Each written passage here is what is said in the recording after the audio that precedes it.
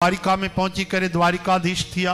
हिकड़ा रेवत महाराज पंहिंजी न्याणी उनकी कन्या रेवती पिछले युग जी ब्रह्मा जी को पुछण वया, समय गुजरी वियो, उन्हनि बलराम जी जो पतो बुधायो, एड्रेस ते अची पहुंता ऐं द्वारिका में बगीचे में चवण लगा, साईं असांजी न्याणी ऐं वसुदेव बाबा देवकी माता के तव्हांजे बलराम जी असां हिन जो विवाह करण था चाहियूं। तुरंत राजी थिया। लेकिन पिछले युग जी रेवती माता घणी 25 फुट लंबी और बलराम जी महाराज 7 फुट जा 8 फुट जा। हाँ जोड़ी तो तैयार थी वही, शादी थियण लगी। कन्हैया जोर जोर से खिले।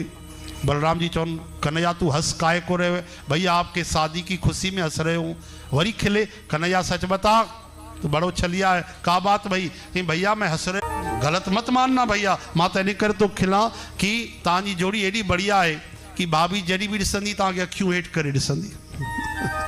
25 फुट काॾे 8 फुट काॾे, टे गुना लंबी आहे तव्हां खां। भगवान समझी आए, ये जिंदगी भर छेड़ींदो रहंदो, छॾींदो कोन। हल मूसल खयों बलराम जी महाराज और मस्तक के इस पे पहुंची वही। बोलो रेवती जी बलराम जी महाराज की। हाँ, यह शादी वरी भी धूमधाम से विधि विधान से थी वही। जय जयकार थी वही। कन्हैया ॾाढो नृत्य करण लगा। अरे का भयो? चई भैया की दाऊ की है गई, अब हमारो नंबर लग गयो। चओ हरे राम।